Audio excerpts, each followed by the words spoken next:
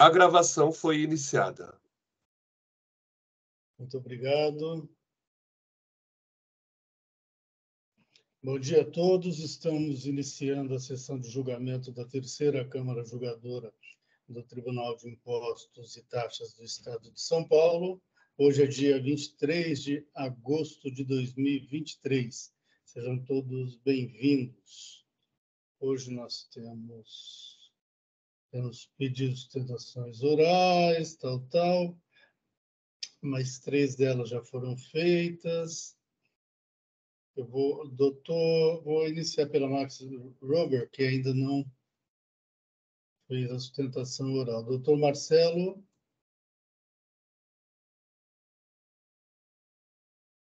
Bom dia a todos. Bom dia, doutor Marcelo. Nós vamos iniciar pelo seu processo, viu? Perfeito. Eu sou relator. Deixa-me registrar a sustentação oral.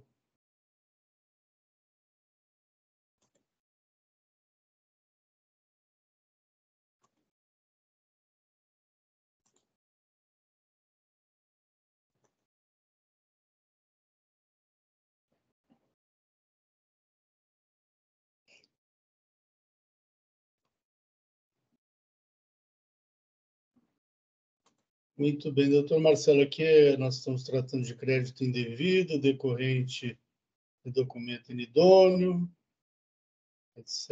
e tal. Doutor Marcelo, fique à vontade para a sustentação oral, por favor. Bom dia a todos, senhor presidente Pomar, os demais juízes. Na verdade, esse caso ele é bem conhecido, né? O tema é aquisição de fornecedor declarado posteriormente como inidôneo. E aí, enfim, com relação à tese, a gente já conhece bem qual é o posicionamento do Tite, eu não vou ficar me alongando sobre boa-fé, enfim, esses pontos, que eu gostaria realmente de chamar a atenção com relação às provas que foram produzidas, que é basicamente aquilo que a gente mais olha para saber se de fato, né, o fornecedor, quer dizer, se o adquirente que tomou o crédito é realmente de boa-fé, se a operação realmente ela era legítima e foi realizada. E nesse caso, especificamente, alguns documentos eu gostaria de ressaltar. A empresa fornecedora ela foi declarada inidônea por não, basicamente por inexistência de CNPJ, por não ter praticado, né, por ser uma falsa empresa que não funcionou. Entretanto, o que eu gostaria de ressaltar é que todos os documentos que eram possíveis e que foram apresentados, inclusive para a Maxi Huber, quando ela foi adquirir as mercadorias, dentre eles, e aí eu posso destacar, eu queria destacar, ela apresentou certificado de vistoria emitido pela Secretaria de Segurança Pública, né, pela Delegacia de Investigação de Crimes contra o Meio Ambiente. É importante para esse tipo, ela é uma empresa, uma indústria química, então ela fornece produtos químicos, então ela tem esse laudo de vistoria emitido pela Secretaria de Segurança Pública. Ela tem também um certificado emitido pelo Ministério, pelo IBAMA, tá? Também de que ela funcionava com data de validade, enfim, certificando que a pessoa jurídica estava em conformidade com todas as suas obrigações cadastrais, enfim, que ela funcionava. Ela também apresentou para a Max Huber, isso foi apresentado no processo, licença para uso de produtos químicos controlados. Ela apresentou licença para comércio de produtos químicos controlados, também emitido pela Secretaria de Segurança Pública. Inclusive, ela tem laudo de vistoria do Corpo de Bombeiros também. Então, assim, são uma série de documentos que foram apresentados para ela e que, de fato, ainda que ela tenha sido declarada posteriormente idônea à época das operações, era um documento que corroborava a legitimidade e a operacionalidade dessa empresa. Bom, com relação aos pagamentos também que foram feitos, uma das alegações do fiscal é que os pagamentos eram feitos para terceiro. E, de fato, o pagamento foi feito em nome da Credit Brasil FDIC, multissetor, acho que esse é o nome. Enfim, o que é importante dizer é que é uma factoring. E não há problema nenhum, o trabalho da factoring é justamente a antecipação de recebíveis. Então, ela recebe e depois ela repassa isso para o fornecedor. Quando você olha o boleto, né, o comprovante do boleto, que de fato consta o nome dessa Credit Brasil, né, que o fiscal alega que então é um terceiro e por isso esse é o beneficiário, nos boletos todos constam o beneficiário final com uma Vintage, Indústria e Comércio, quer dizer, é uma operação amarradíssima, não é operação ilegal e nem escura, nada que possa deslegitimar os pagamentos. E aí, mais um outro ponto que eu queria destacar, porque também foram apresentados, na época da fiscalização, os documentos, os comprovantes de pagamento, que são documentos SPAG, e aí, para que não houvesse dúvida de que os pagamentos foram realizados e que, enfim, e que a operação era legítima, foram juntados também todos os comprovantes, os extratos bancários das transferências. E aí eu queria até mencionar aqui porque o que acontece com relação aos extratos bancários, e que isso é um ponto importante a ser destacado, o extrato bancário, quando a gente levanta, ele paga todo o CISPAG, quer dizer, todos os fornecedores daquele dia. Então, se você cruza efetivamente o valor que está no extrato, ele não bate exatamente com o valor do CISPAG para aquele fornecedor. Para que não houvesse dúvida e para que a gente mostrasse que esse valor realmente foi pago, a gente apresentou todos os CISPAGs daquele dia, que, na verdade, a gente chama até de borderô, então tem o nome de todos os fornecedores, a somatória de todos eles. A gente apresentou todos os comprovantes SPAG de todos eles, e a somatória desses valores, aí dá para ver perfeitamente exatamente o valor que consta do extrato de débito da conta corrente da empresa. Quer dizer, então, assim, de fato, é um pouquinho mais complicado, né? Não é um depósito direto, e por ser um CISPAG também, né? Tem essa somatória de comprovantes, né? De vários pagamentos dentro de uma transferência única, né? Dentro de um mesmo valor que aparece no extrato, mas de fato dá para abrir e é provado completamente, assim, não há dúvida nenhuma, de que esses pagamentos eles foram todos realizados. Então, assim, a transferência ela foi literalmente feita e não há dúvida de que o numerário saiu efetivamente da conta da empresa para pagar a entrada de fornecedores. E aí, só mais um ponto que eu queria trazer, esse auto de infração ele foi lavrado contra a filial da empresa, tá? A gente tem mais um auto de infração, eu não trouxe aqui para não movimentar e não fazer nenhuma, enfim, não causar mais documentos que ele não tem efetivamente validade jurídica para este processo, mas a título de informação, eu acho que é importante todos saberem, contra a matriz que a gente tem aqui, a matriz aqui em São Paulo, que é Diadema, né, Grande São Paulo, tem um controle de acesso muito melhor feito, enfim. E para essa empresa, no outro auto de infração, e se quiserem até baixar inteligência, a gente pode apresentar esses documentos, foram apresentados, inclusive, a placa dos caminhões, o registro de entrada, a assinatura dos motoristas na entrada da empresa, quer dizer, toda essa relação de controle de acesso dos motoristas foi feito. Na filial, infelizmente, é uma filial do interior, não tem todo esse controle, então a gente não pode trazer aqui, mas a título de conhecimento, eu gostaria até de informar que, por exemplo, para o caso da matriz, temos todos esses documentos, ou seja, o fornecedor não haveria porque para a matriz, né, efetivamente prestar serviço, entregar e ter todos esses acessos, e para a filial não.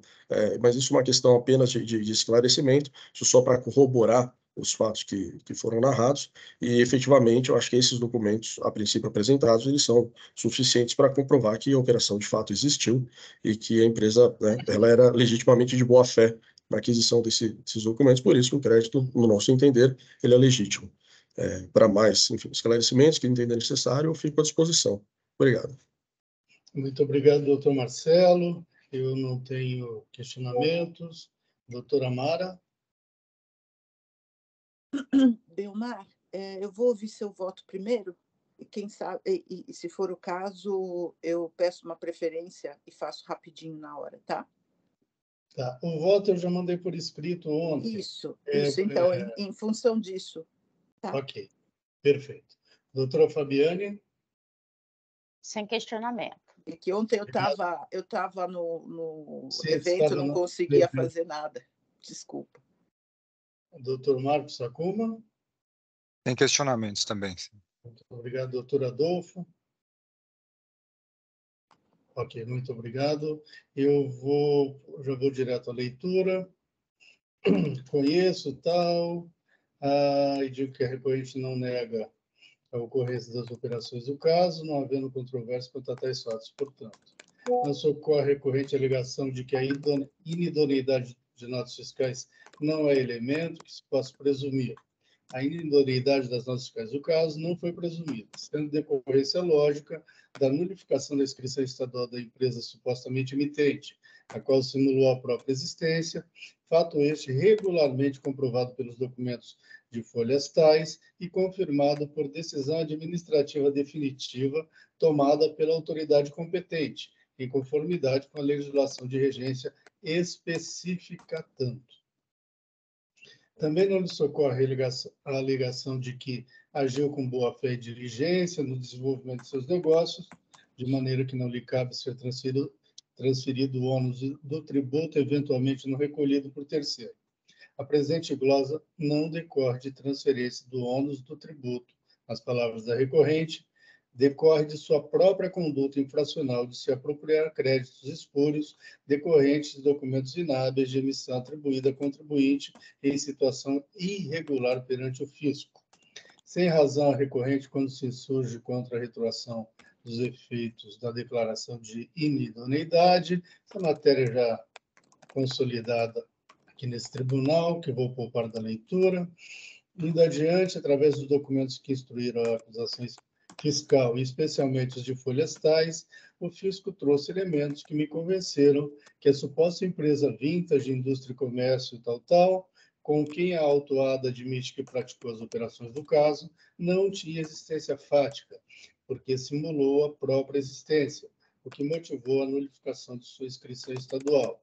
Nesse sentido, as operações desse caso foram acobertadas por documentos inidôneos, o que a legislação entende como operações desacompanhadas de documento fiscal, a teor do que dispõe o artigo 184, inciso 1 do RICMES.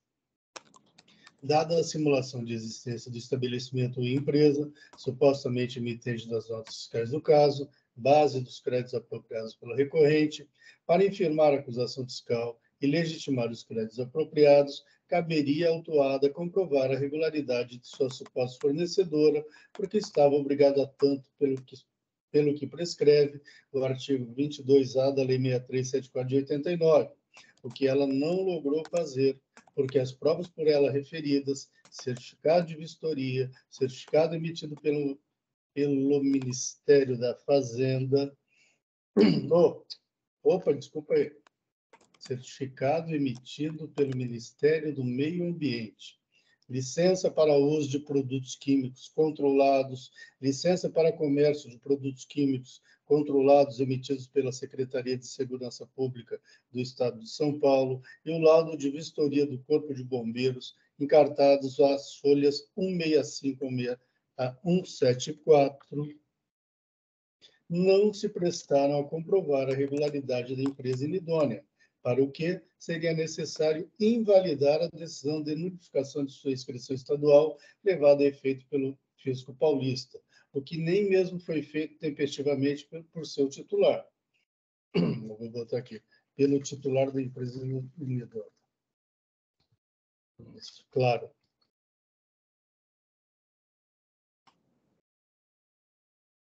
Conforme se comprova pelos documentos de folhas 177 a 321, de modo que tal decisão administrativa se tornou definitiva com a consequente estabilização das relações dela decorrentes.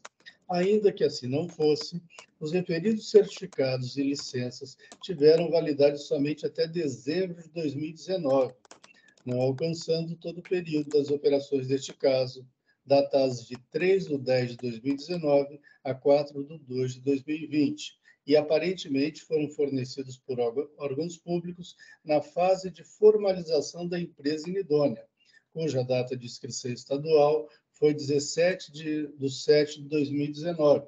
Documentos esses que corriqueiramente são obtidos para dar aparência de regularidade a esquemas simulatórios, como apurado pelo fisco, e que resultou na nulificação da inscrição estadual da empresa inidônea aqui tratada. Quanto ao que a recorrente tratou como laudo de vistoria do Corpo de Bombeiros, também não se presta ao que se apresenta, porque de laudo não se trata, mas de mero relatório de parecer de análise, que, por ausência de datação, não se sabe quando foi produzido, além de não ter sido assinado pela autoridade competente, não haver identificação objetiva do destinatário da análise, especialmente por fazer referência ao endereço Rua Gino Parente, 572, fundos com a Rua Décio Silva, bairro Bom Sucesso, Guarulhos, que é diferente do endereço declarado da empresa inidônea na Rua Décio Silva, 413, Jardim Nossa Senhora Aparecida, Guarulhos, São Paulo. Ainda, para legitimar os créditos apropriados, poderia a recorrente comprovar a sua boa-fé diante das operações do caso, em conformidade com o entendimento já sedimentado pela Colenda Câmara Superior deste tribunal, no mesmo sentido da súmula 509 do STJ, que assim informa, etc. e tal.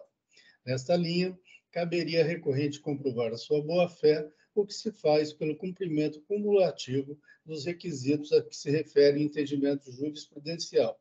Isto é, caberia à autuada comprovar cumulativamente a veracidade das operações estabuladas pela empresa, que à época das operações verificou a regularidade fiscal de tal empresa inidônea e que houve o efetivo pagamento das operações feitas entre a autuada e a empresa inidônea. Contudo, a autuada não comprovou que cumpriu nenhum desses requisitos, como passo a expor.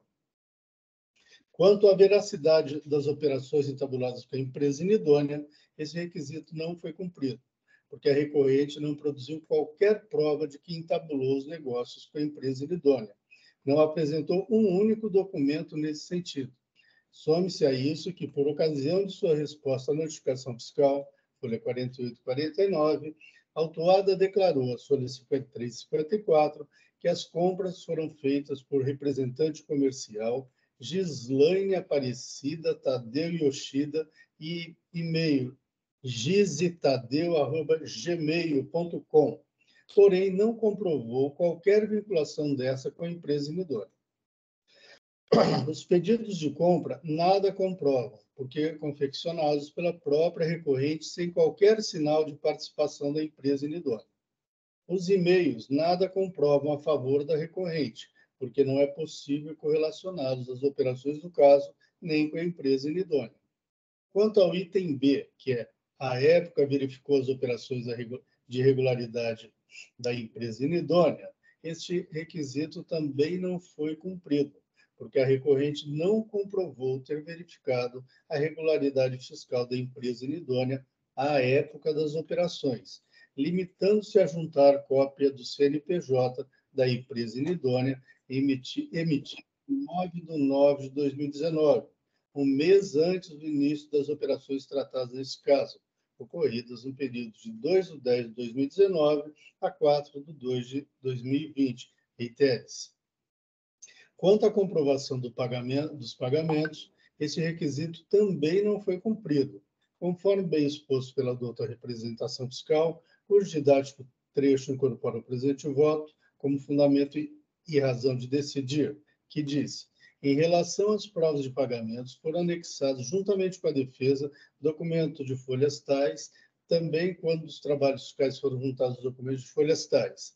Inicialmente, cabe frisar que nenhum pagamento foi realizado diretamente para a Vintage, que é a empresa inidônea.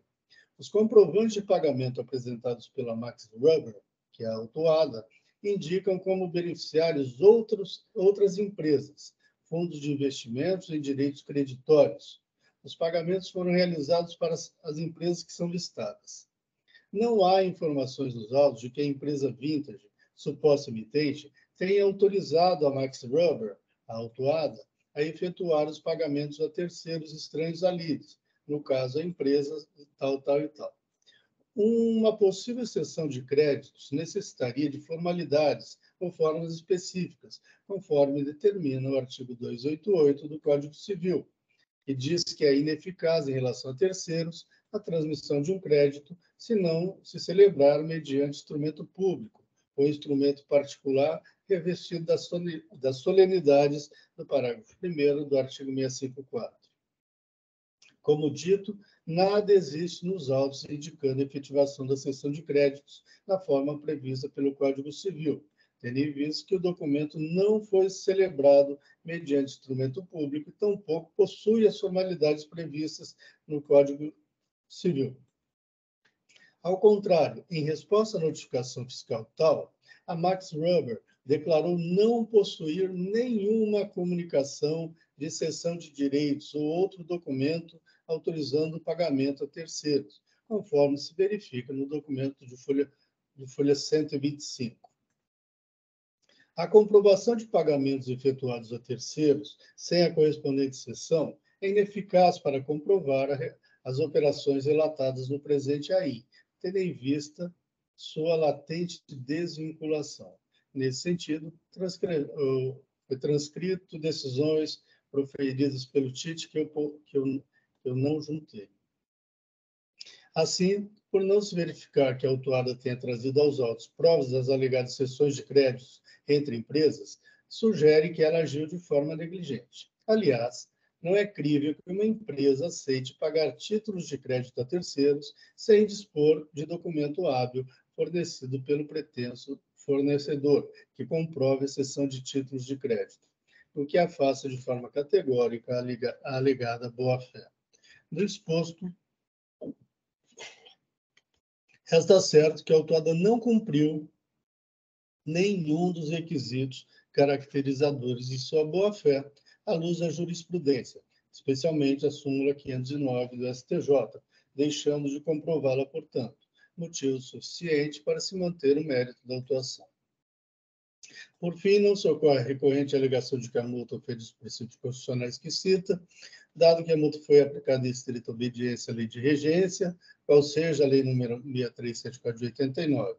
Não bastasse isso, tal alegação recursal é baseada em ofensa a princípios constitucionais, matéria cujo enfrentamento e acatamento implicaria em afastar a aplicação de lei válida vigente fiscais e eficaz, o que encontra óbice na Lei 13.457, artigo 28. Na correção aqui, do exposto, conheço o recurso ordinário e nego-lhe provimento. Senhores, é como voto em discussão.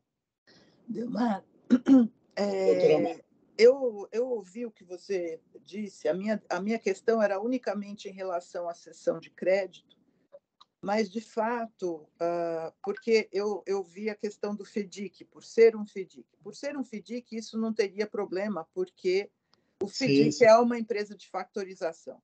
Mas o problema maior para mim que eu vejo, e então eu não vou fazer a preferência, vou seguir o teu voto, é justamente que ninguém pode pagar a terceiro e se exonerar do pagamento sem uma autorização e sem uma notificação de que houve essa cessão. Então, para mim, não é crível que a empresa não tenha mandado sequer um e-mail para a recorrente para dizer, olha, você tem que pagar os títulos para terceiro, para o FIDIC, porque eu cedi esses créditos, tá?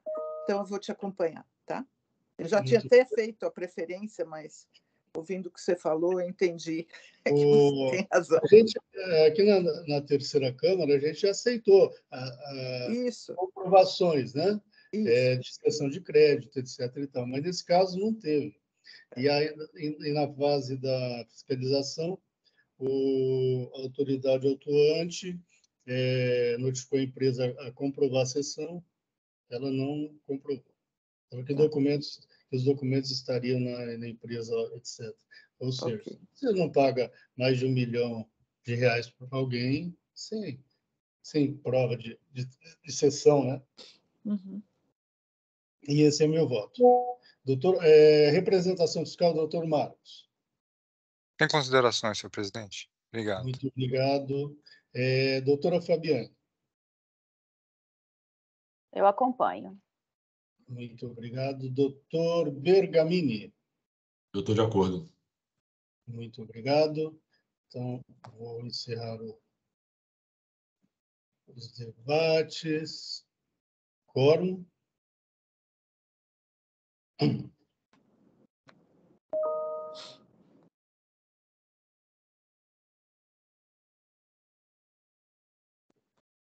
Em votação.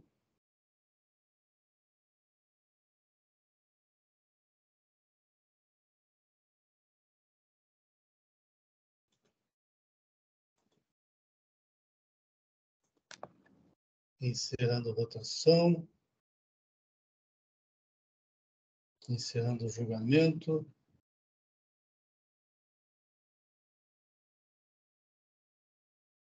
O empate travou, agora sim foi. Doutor Marcelo, então foi negado o provimento ao recurso. Muito obrigado, tenha um bom dia. Bom dia a todos, tchau, tchau. Até mais.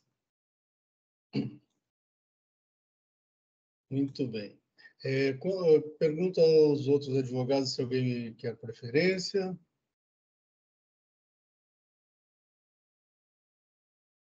Doutora Ana, doutor Rodrigo. Bom dia, senhor presidente. Se o processo da Pirelli tiver em condições já de ser julgado, eu pediria preferência, salvo se algum outro colega também deseje. Perfeito. Doutor Rodrigo, vamos lá, Pirelli, relatora doutora Mara, e vistas minhas, vista minha. Doutora Mara, ela redigiu o complemento do voto, certo? Isso. Na verdade, eu fiz um complemento de voto para só recorrer, só falar de dois argumentos que eu não tinha enfrentado. E também complementei o voto na questão de entender que a análise de qualidade é uma atividade intermediária do processo produtivo, na linha do que o Adolfo tinha falado na sessão anterior, para, eventualmente, se ele quisesse me acompanhar, ele poder acompanhar em relação a este argumento, tá?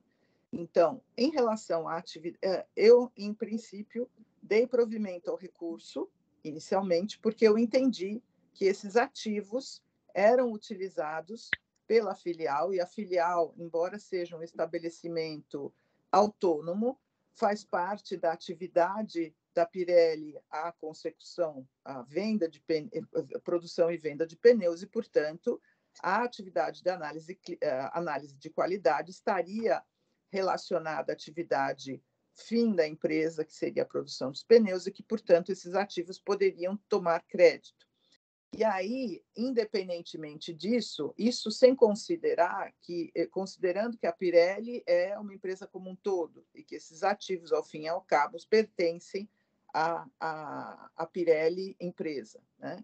Mas, além disso, olhando a filial em si, eu entendo que a atividade de análise de qualidade é uma atividade que faz parte do processo de industrialização e que, portanto, está inserido no escopo da lei que permite o crédito do ativo, tendo em vista que é uma das atividades, meios para a consecução da atividade fim, que é a produção do pneu. Então, neste caso, eu também dou provimento por este argumento. E, por fim, eu nego o provimento, se isto for, como fala, não for o entendimento da turma, eu entendo que os argumentos que foram levantados pela recorrente não servem para, não se sustentam, porque a recorrente ela alega que a autuação não pode prevalecer, tendo em vista que os créditos apropriados de forma supostamente devida não poderiam ter sido glosados sem que a fiscalização, antes da lavratura do presente auto, tivesse realizado a recomposição da escrita fiscal. E também, subsidiariamente, haveria excesso da multa, nítido caráter confiscatório, erro de cálculo da multa com incidência de juros sobre a parcela de multa e etc. Tá?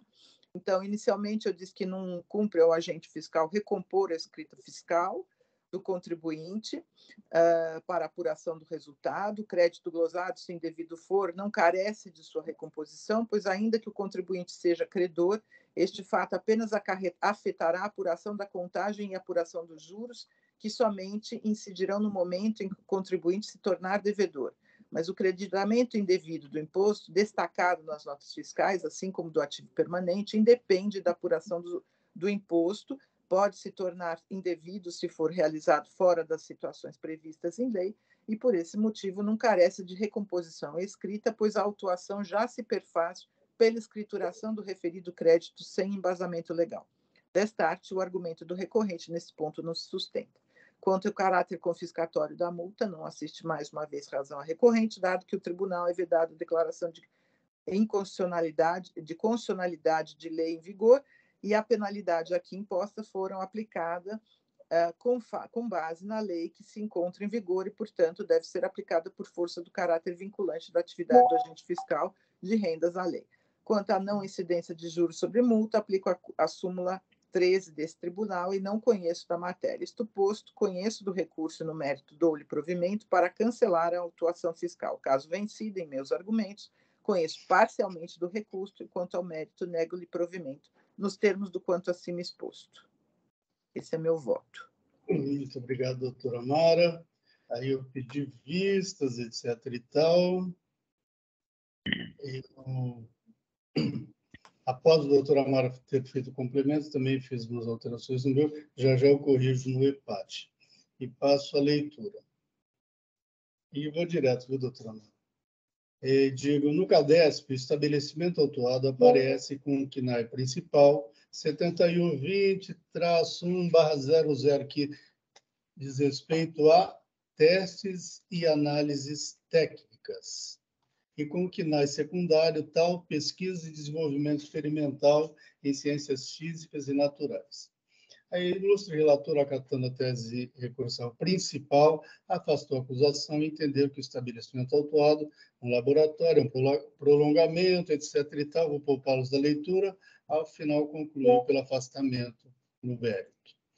A qualidade de laboratório do estabelecimento autuado é confirmado pela recorrente quando alega que o estabelecimento autuado, localizado no município de Santo André, é um laboratório de pesquisa e testes de produtos, responsável não só por pesquisas relacionadas à área de pesquisa e desenvolvimento da empresa, mas principalmente pelos ensaios de segurança e resistência que são exigidos pelo Inmetro, condição imposta pela legislação, a fabricação e posterior comercialização dos pneumáticos.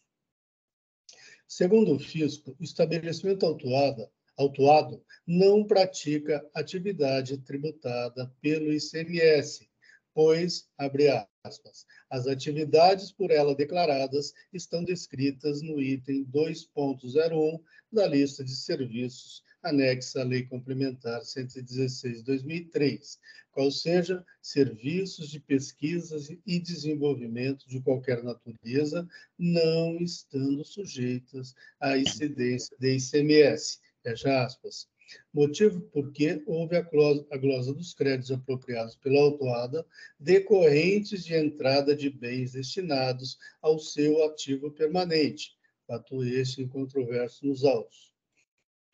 Segundo a recorrente, o fisco, abre aspas, desconsiderou as particularidades da operação da recorrente em razão de uma interpretação restritiva, a qual considerou as atividades do laboratório, estabelecimento autuado, de maneira isolada, e sustenta que não há que se falar em creditamento indevido, visto que se deve ter em mente o sistema produtivo da recorrente como um todo, destacando-se a essencialidade do estabelecimento autuado para as atividades da recorrente.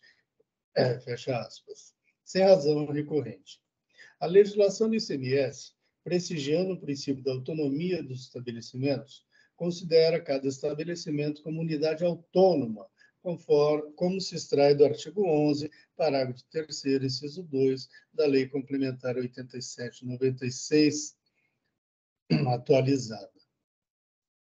Pela oportunidade, convém trazer que a recorrente alega que tanto o STF quanto o STJ têm jurisprudência pacificada no sentido de vedar a incidência de ICMS no caso de transferência de bens e mercadorias entre estabelecimentos da mesma empresa, referindo-se especialmente à DC 49, o que não as socorre, porque o presente caso não trata de incidência de ICMS sobre transferência de mercadorias entre estabelecimentos da mesma empresa.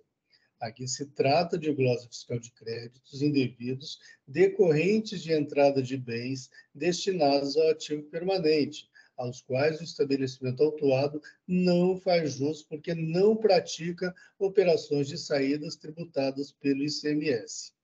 Some-se a isso que a decisão do STF na DC 49, ainda não transitada em julgado, isso foi tema ontem do evento dos 88 anos do Tite, né?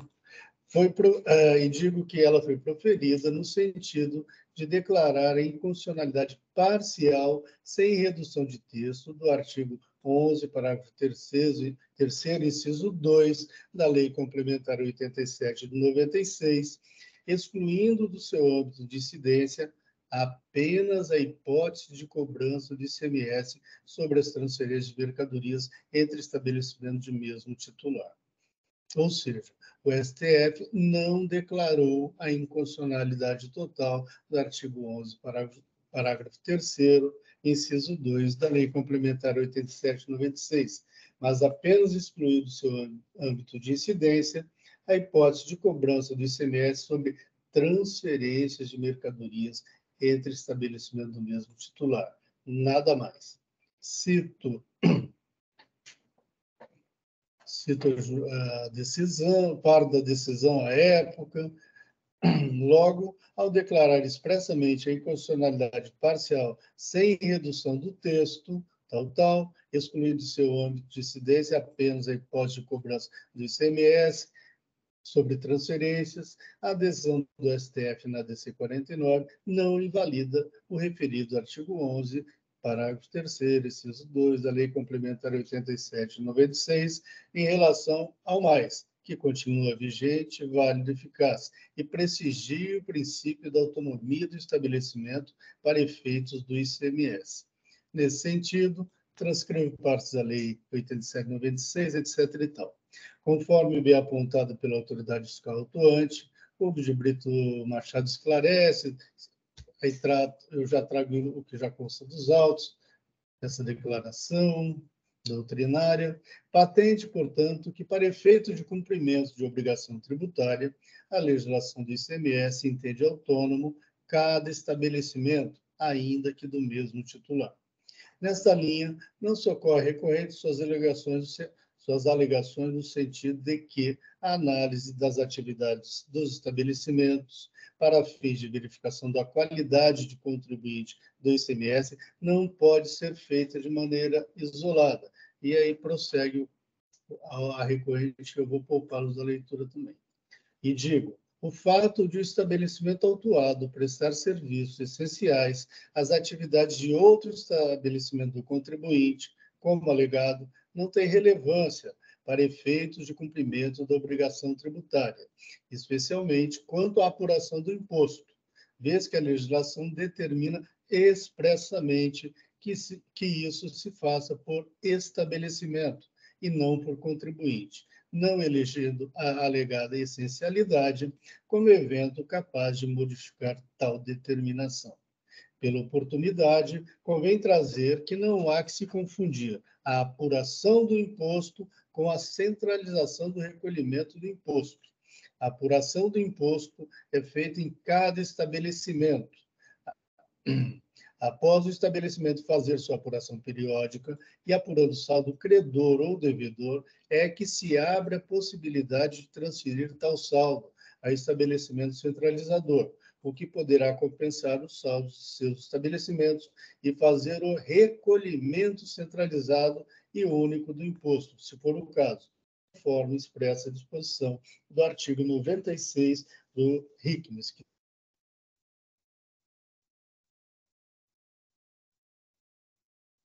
é condição necessária para que o estabelecimento efetue a transferência do saldo do imposto para o estabelecimento centralizador do recolhimento do imposto, realçando a autonomia do estabelecimento quanto à apuração do imposto. Isto posto, e restando certo que a apuração do imposto deve ser feita por estabelecimento, não socorre a recorrente alegação de que o estabelecimento autuado nada mais é que uma parte ou prolongamento da atividade fabril, dado que o estabelecimento autuado foi constituído pelo contribuinte como unidade autônoma que presta serviços também para outras empresas, conforme informado pela própria autuada, as folhas 484 e 485. Por prestar serviços não sujeitos a incidência do ICMS, o estabelecimento autuado, unidade autônoma, não poderia se apropriar do valor do ICMS decorrente de suas aquisições de ativo permanente, como fez, dado que o direito à compensação do imposto decorrente da não cumulatividade somente é conferido a estabelecimentos que pratiquem operações tributadas pelo ICMS, os quais, nas condições estabelecidas pela legislação, poderão compensar o imposto devido por suas operações tributadas pelo ICMS com montante cobrado nas anteriores, de que decorreram as entradas desse estabelecimento, por expressa disposição dos artigos tais da Lei 87/96. Dado que o estabelecimento autuado não pratica operações ou presta serviços tributados pelo ICMS, a legislação não lhe confere o direito de se apropriar de crédito de ICMS decorrente de sua aquisição de ativo permanente, como fez. Motivo porque andou bem o fisco em promover-lhe a presente glosa fiscal, a qual deve ser mantida porque efetuada em conformidade com a legislação. Do exposto, quanto ao mérito propriamente dito, conheço do recurso e nego-lhe provimento. No mais, acompanho o voto da ilustre juíza relatora na parte que conheceu parcialmente do recurso e negou-lhe provimento. É como voto. Deixa eu fazer uma alteraçãozinha aqui no meu voto.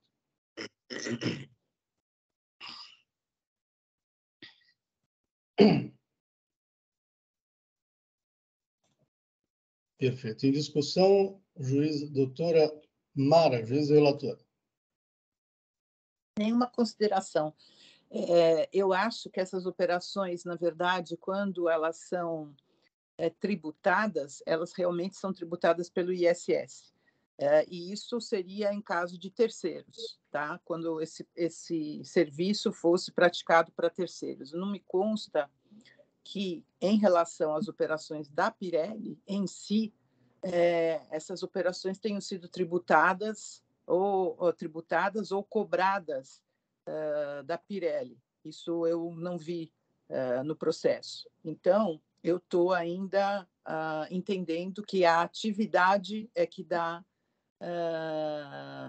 ensejo ao direito de creditamento. Tá? Ok, muito obrigado, doutora Mara. Representação fiscal. Sem questionamento, senhor presidente. Muito obrigado. Doutor Bergamini.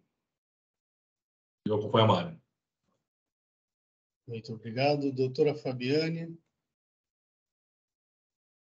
Eu acompanho o seu voto, Belmar. Muito obrigado. Estou terminando de registrar o meu voto. Veja se apareceu para vocês, por favor. Apareceu? O doutor Marcos já foi corrigido, certo? Ok. Muito obrigado. Encerrando os debates. Quórum.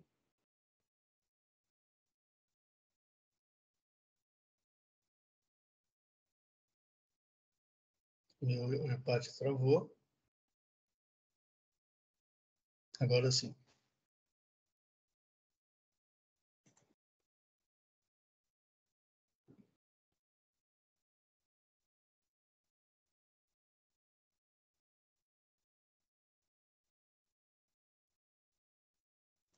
Em votação. Não, ainda não. Doutor Bergamini, o senhor não confirmou, não? Confirmei sim, já foi. Foi, né? Então Foi. vamos votar.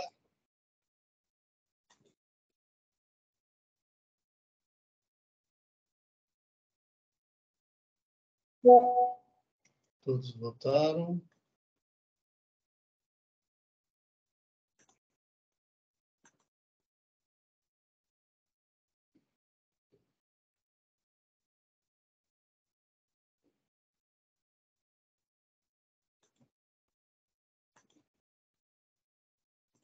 Só um minuto.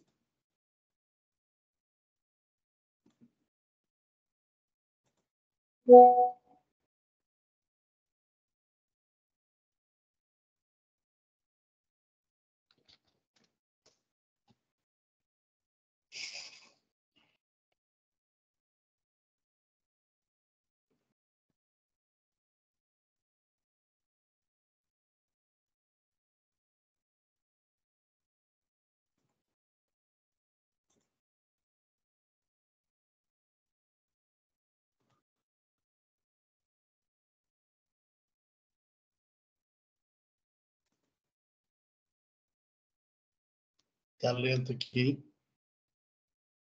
Hoje está demais. Como? Hoje está demais.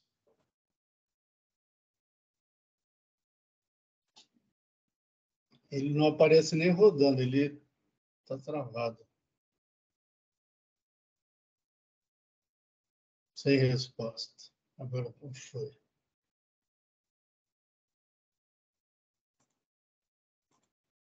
Iniciando o julgamento. Muito bem. Cadê o advogado? Estou aqui, senhor presidente. Ô, Rodrigo, desculpa, não estava vendo. É que eu, no meio da sessão, acabei caindo e voltei no celular, porque meu computador também deu um problema hoje. Hoje está tudo lento. Bom, então, o doutor foi parcialmente conhecido o recurso e negado o provimento, prevalecendo o voto de vista.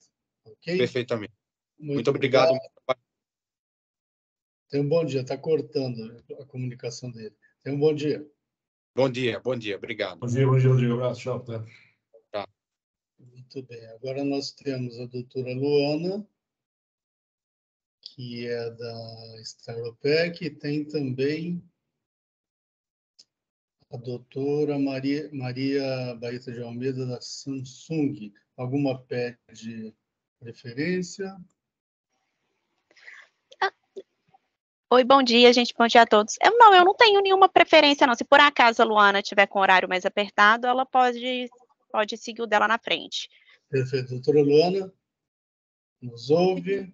Fique à vontade, senhor presidente. Também não peço preferência. Então, vamos na Staropec, doutora Luana. Perfeito. Eu só vou pedir paciência por causa que acho que a minha banda larga está ruim.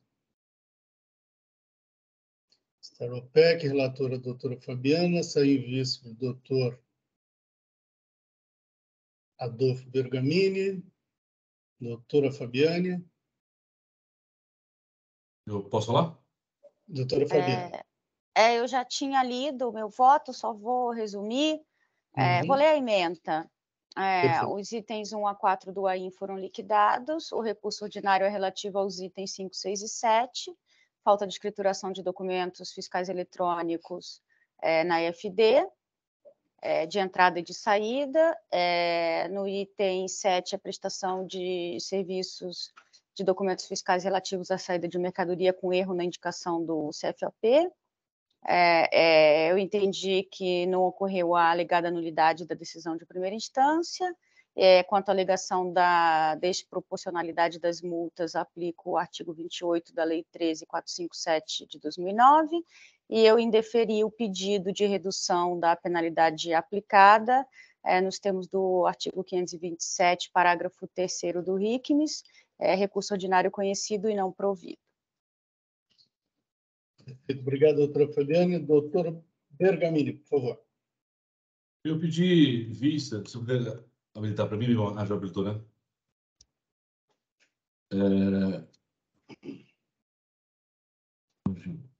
Só para falar do 1527A, que ele fala que ele é a mais nos conformes, eu pedi vista para falar que apesar de não ter essa contrapartida prevista no programa do nos conformes, é um elemento indiciário bastante forte.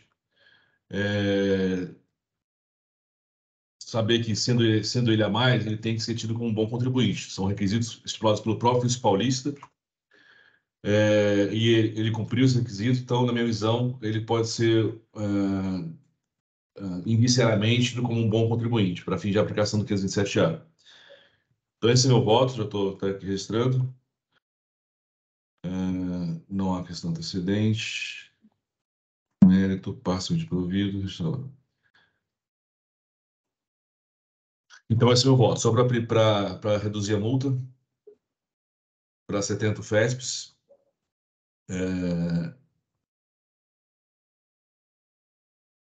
Não foi 70 FESPs.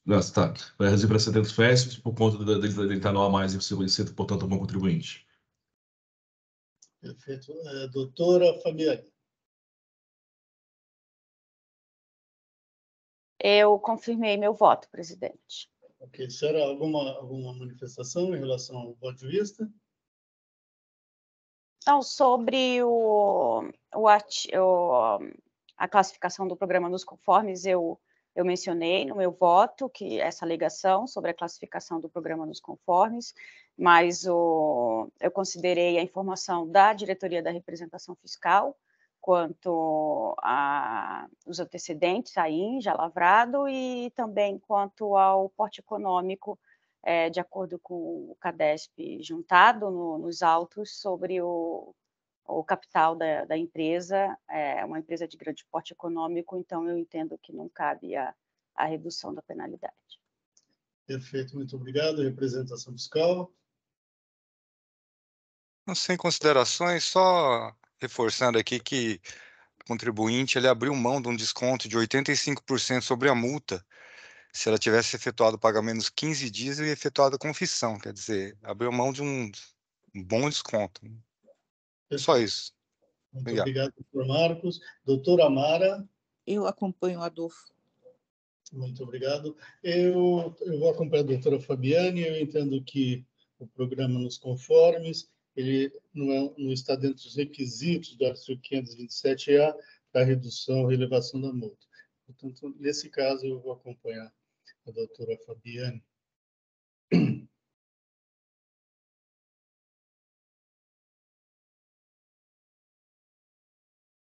Encerrar os debates. Quórum.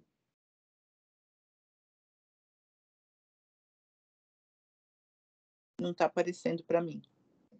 É que está travado. Agora sim.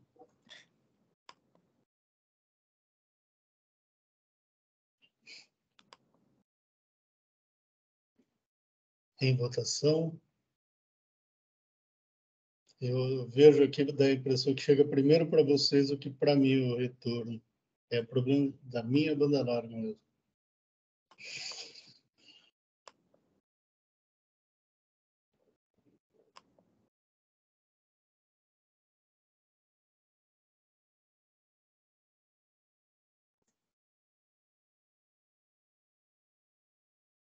Encerrando a votação.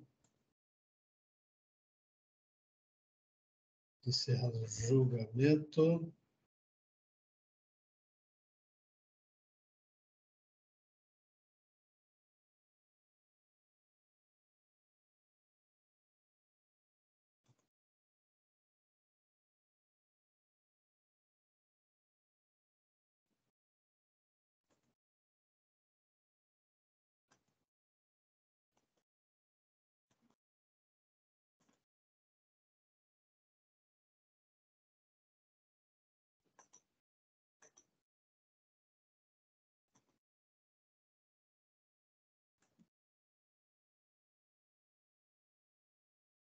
Conseguir. Muito bem. Doutora Luan. Doutora Luan, eu não a vejo. Ela está na sala? Estou aqui, senhor presidente. Então, foi negado o provimento ao recurso. Prevaleceu o voto da relatora. Muito obrigado. Tenha um bom dia. Eu agradeço. Um bom dia de trabalho a todos. Peço licença para me retirar da sessão. Muito obrigado. Bom Até dia. Mais.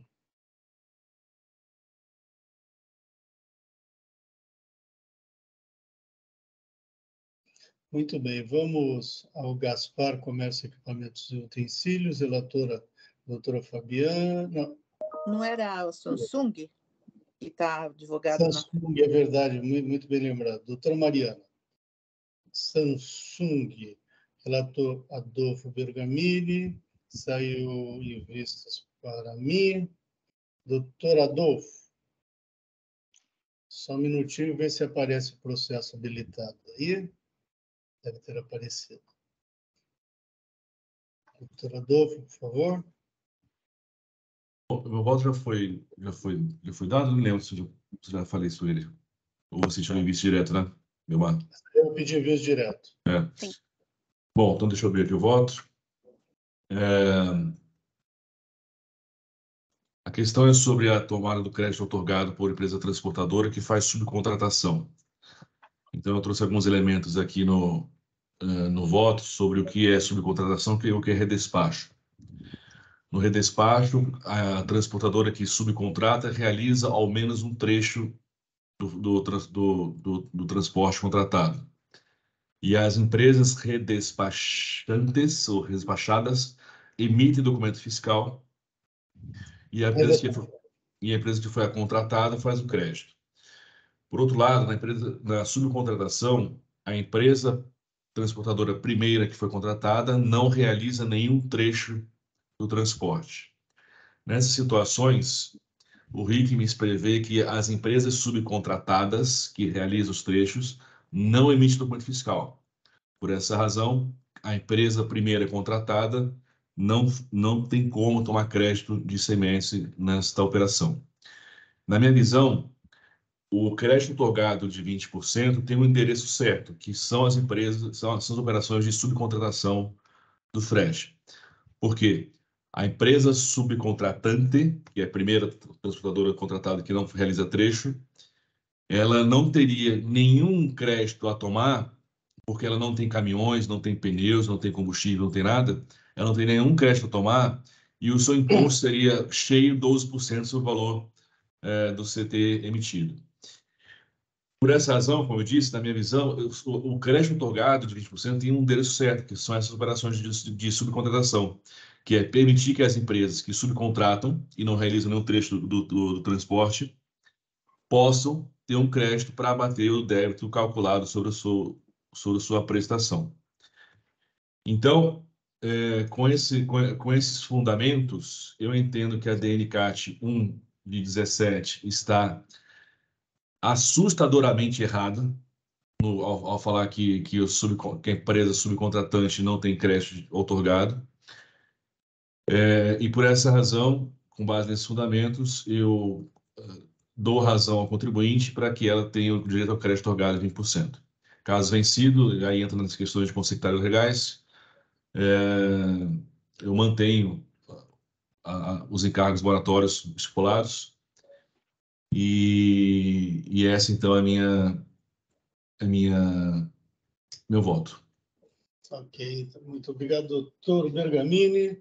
Eu pedi voto, e aqui o caso já é bastante conhecido, a decisão normativa CAT de 1 de 2017, ela diz que o subcontratante não tem direito ao crédito, etc. e tal, e eu utilizo a decisão normativa como fundamento e razão de decidir para manter a acusação. Eu já adiantei meu voto para vocês, portanto, é isso. É nesse sentido que eu voto. Doutor Bergamini, meu voto já está no EPAT, por favor, confirme ou altere, e em discussão, doutora Amara. Acompanho o relator. Muito obrigado, doutora Fabiane. Doutora Fabiane? Eu acompanho o seu voto, Belmar, pela questão da decisão normativa CAT ser uma norma complementar, né, válida, então eu acompanho. Ok, então, muito obrigado. Doutor Marcos, representação fiscal. Sem considerações, senhor presidente. Perfeito. Doutor Bergamini, desculpe, tem alguma coisa a falar sobre o meu voto? Não. Ok. Conceitualmente divergente, não tem nem como debater. Eu sempre abro a possibilidade do relator falar em cima. Eu acho que eu não abri, me desculpe. É que assim, são votos conceitualmente divergentes, né? Se no conceito diverge, não tem nem debate. Por sinal, o do senhor está muito bom. Não vi aqui. O que foi? Não vi o que foi? Por sinal, o seu voto está muito bom. Muito bem fundamentado, como sempre. Obrigado. Com isso, então, encerramos os debates.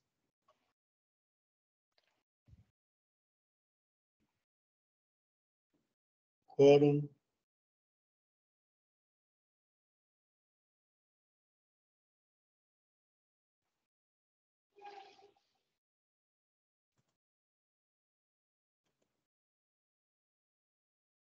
Tem a votação.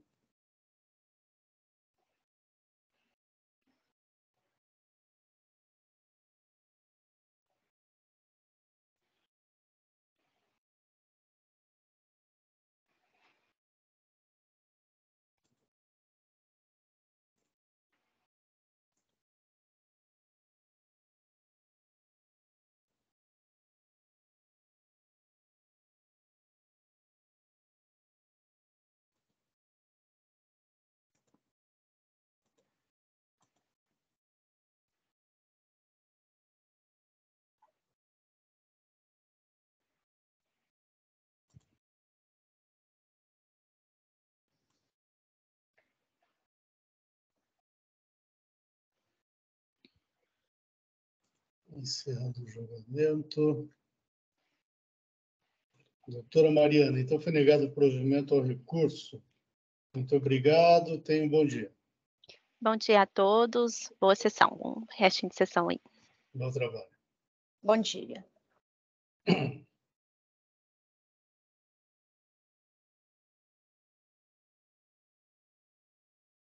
Então, bom, não tem mais nenhum advogado aguardando. Então, vamos para o Gaspar, Comércio e Equipamentos, relatora doutora Fabiane, pedido de vista doutor Bergamini. É um pedido de retificação de julgado aqui no caso. Sim, é um pedido de... foi um recurso, a petição indicava embargos de declaração e foi recepcionado pela presidência como pedido de retificação de julgado, uma questão de transferência de mercadoria entre estabelecimentos da mesma empresa, e havia uma alegação sobre as decisões do STJ e do STF. Eu, no meu voto, havia mencionado o pedido de retificação de julgado dessa Câmara, né, dessa composição. Eu era relatora, eu havia mencionado a ADC 49 e eu dei um provimento parcial ao pedido de retificação de julgado para acrescentar um item no voto mencionando a questão da ADC 49, de não haver ainda o trânsito em julgado. Em resumo, foi isso. Muito obrigado. Doutor Bergamini.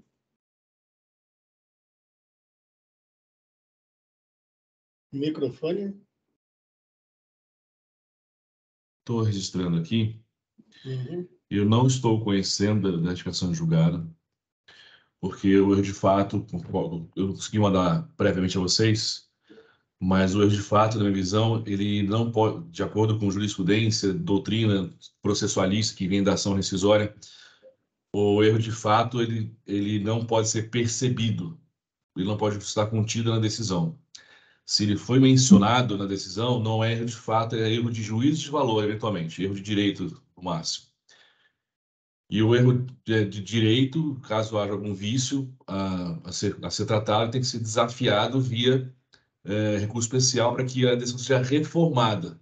Não cabe que retificação. Então, já está aí registrado o meu voto, que é pelo não conhecimento, por ausente o erro de fato. Ok. Representação fiscal em discussão. Doutor Bergamini, eu já vou habilitar a edição do voto. Ixi, ficou feio, né? Morrendo. A emenda, tente fazer ela, reduzi-la, por favor. E tente usar o Times New Roman, que é o jeito que mais funciona nesse editor de texto do empate, que é bastante limitado. Muito bem. Em discussão, doutor Marcos, representação fiscal. Sem considerações, senhor presidente. Perfeito, muito obrigado. Doutora Fabiana, alguma consideração? Sim, eu vou redigir uma preferência, eu vou modificar meu voto para acompanhar o doutor Bergamini. Ok. Deixa eu ver. Foi pedido. Pede a preferência. Sim, já havia a opção de confirmar o voto ou alterar, ou redigir a preferência, e eu selecionei só doutora um. Amara.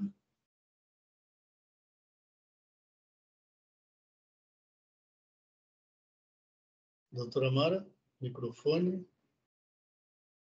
Eu acompanho o Adolfo ou a Fabiana, já que ela vai modificar, eu vou acompanhar o Adolfo, porque no final é isso que vai dar, né?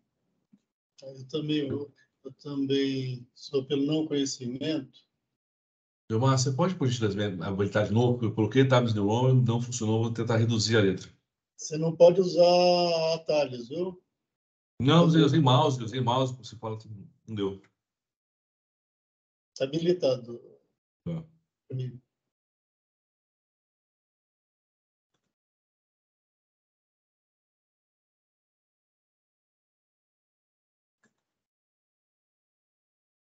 Eu reduziria, tem texto mesmo.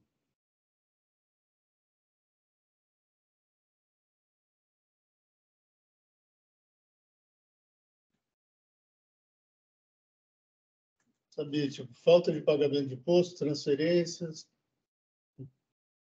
senão ele fica extremamente longo e dá esse problema.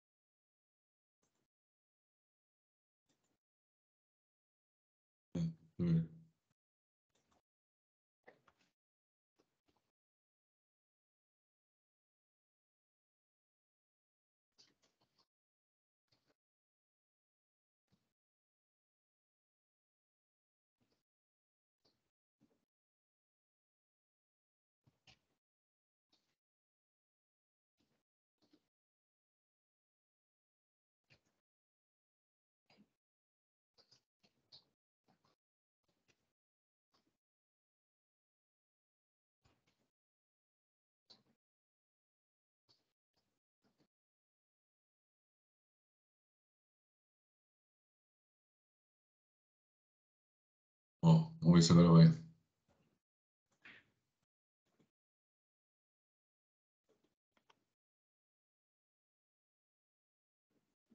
Agora foi. Pelo menos ficou dentro, viu? É. Do espaço da emenda. Melhor.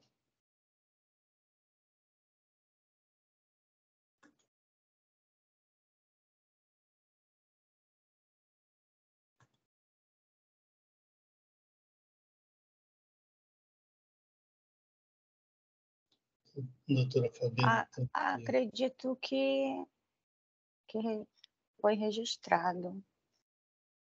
Vou conferir.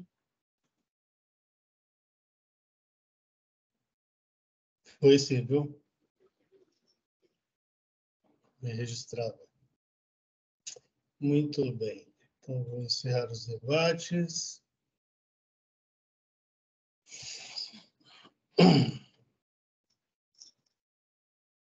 Quórum.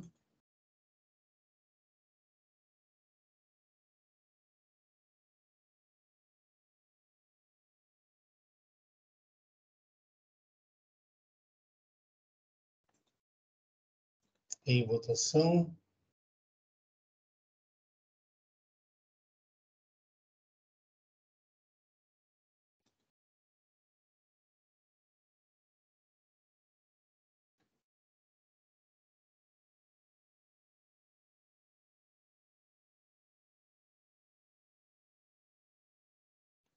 Doutora Mara, agora chegou o voto. Encerrando a votação.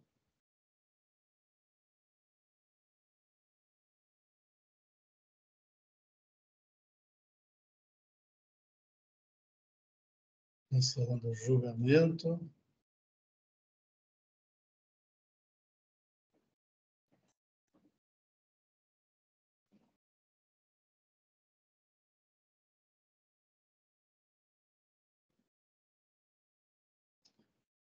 O último é GV do Brasil. Esse processo eu vou repautar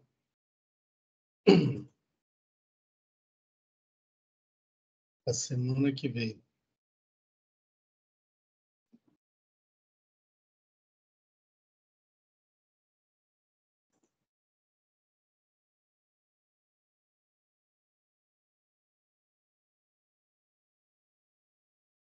Muito bem. Com isso, concluímos a nossa pauta. Estamos encerrando a sessão de julgamento da terceira Câmara Julgadora do Tribunal de Impostos e Taxas do Estado de São Paulo. Hoje é dia 23 de agosto de 2023. Muito obrigado a todos que nos acompanharam e até uma próxima. Bom dia. Doutor Hélio, por favor, podemos encerrar a live.